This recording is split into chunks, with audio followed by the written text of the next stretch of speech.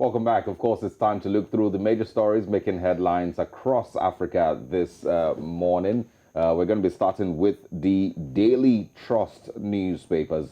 You can see that it says a push for Northern Candidacy Heightens in the APC. Of course, this is all with regards to the elections across Nigeria.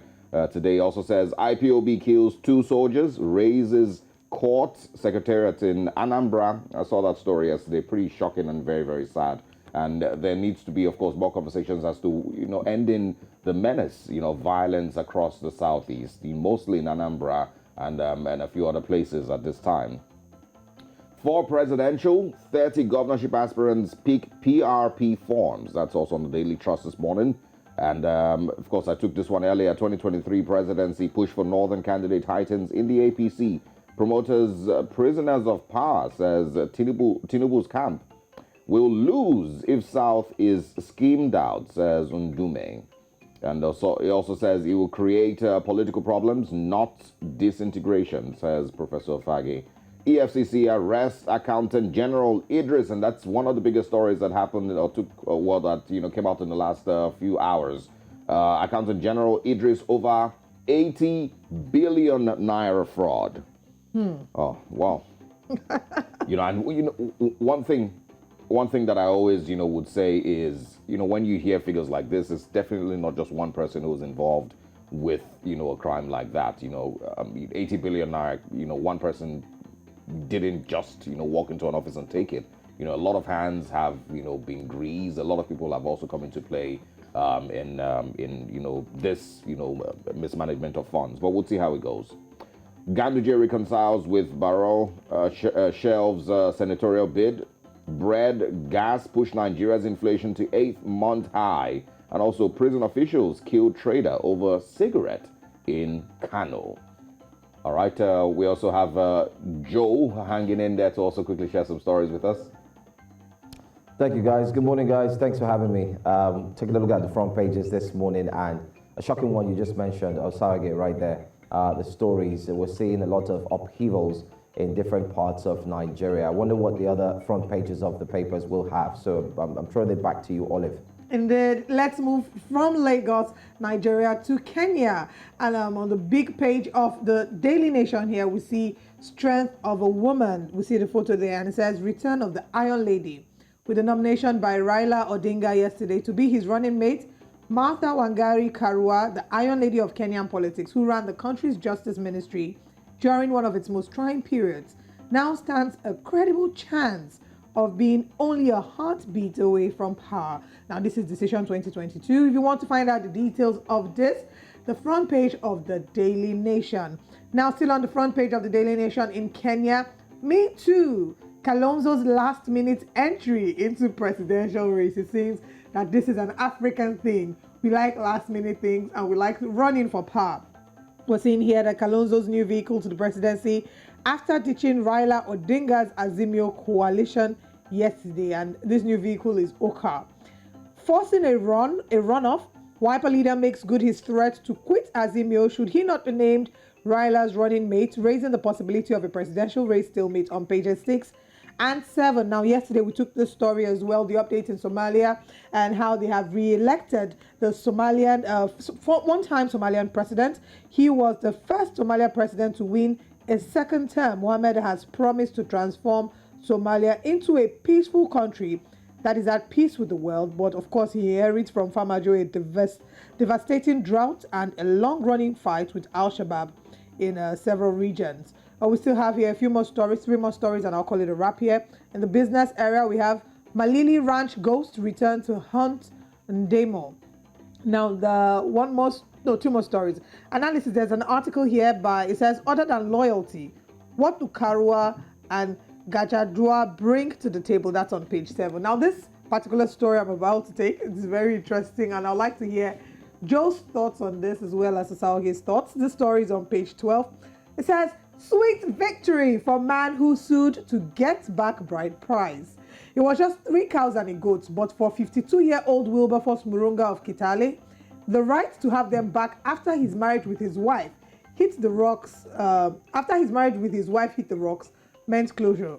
This precedent-setting case would, however, have wide-ranging implications on how future disputes between spouses are resolved. So he sued to get back his bride price after his marriage with his wife hit the rocks. I don't think that's much of a challenge for us here in Nigeria. I think it comes very easy.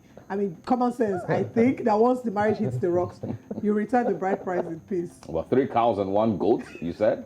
Yes, just 3 cows and 1 goat. Interesting. If you're trying to bring that back to Nigeria in terms of payment of bride price, Joe, it would be interesting to ask what the bride price you paid was. It depends on the tribe, first of all, in this part of Africa, which is Nigeria. I mean, different tribes have what they take as bride price. For some, it's the animals. They take the animals. For others, it's the woman who goes ahead to provide a certain thing. But sweet victory for him, I can say. Absolutely. I can imagine how he's feeling. It's like, I didn't lose anything. I got what I wanted back. And that's exactly what we see in the headlines there. Very interesting The one. marriage isn't working, at least I can eat some cows, you know. And make a little bit of asum. For those who don't understand what asum is. But is it the same cows that he gave initially? Or, you know, they're going to have to buy, you know, another 3 cows?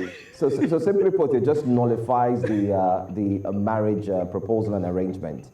It's like, I mean, he paid a bride price and he got the wife.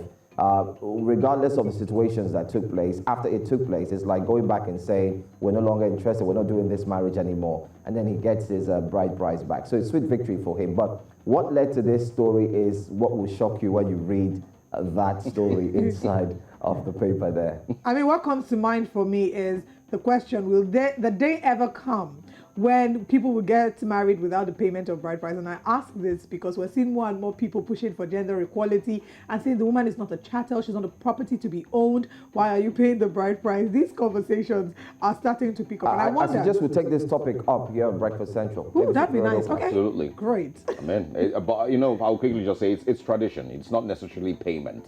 It's just, you know, traditional rights, you know, that happens during marriage. And some would argue that that traditional right is still somewhat based, you know, from the theories of patriarchy. But I don't think that is the conversation for this morning. We're still reviewing the papers. Of course, anything can happen whilst we review the papers here on Breakfast Central. We move over to our next paper. Yes, we're going to Uganda now. It says the UNRA, and that is their road agency, the National Roads Agency, loses billions in flawed contracts.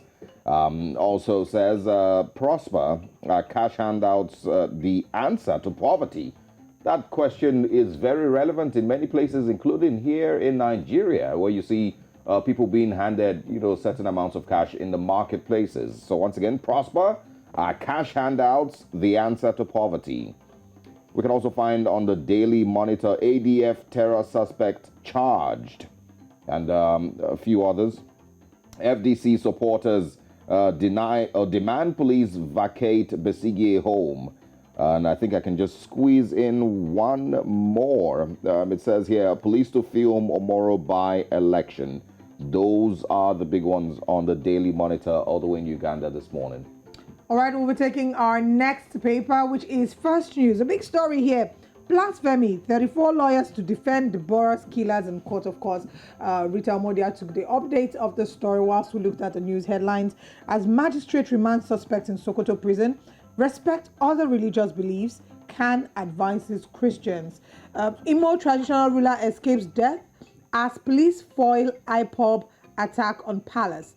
Kill assailants. That's on the front page as well of First News. Electoral Act. Supreme Court hears Buhari Malemi suit on Thursday. We'll be bringing the details of this, of course, as it plays out. FIRS lists Nigeria's 2021 top performing taxpayers. The question is, are you on that list? France gets first female prime minister in 3 decades. Go girl, girl power. The top story on the top of the paper, we have federal government bans early morning night schedules as Abuja Kaduna train service resumes. We know that the train service was halted after the attack on the 28th of March this year, where about 8 lives were lost and lots of them were and still are held in captivity. Yesterday, we brought the update on this story where a pregnant woman was released on compassionate grounds and urged the federal government to act swiftly so as to save the lives of those who are still held in captivity. Now, we also have alleged 80 billion naira fraud. EFCC arrests Accountant General of the Federation. But that's all that we can take on First News. If you'd like to read deeper into any of these stories, get yourself a copy of First News. All right, and let's quickly just bring in Joe Hansen one more time.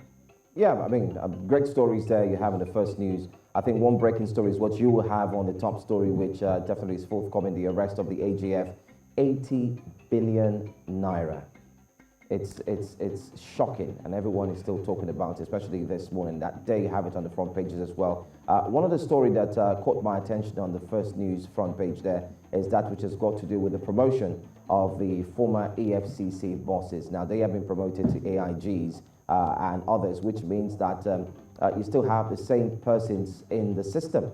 And definitely, many have said this is one profitable decision to be made, because these ones already understand what the system is like, what it smells like, what it looks like, so they will be able to carry out their actions appropriately. But another question is, do you think that they should have been brought back into that same circle?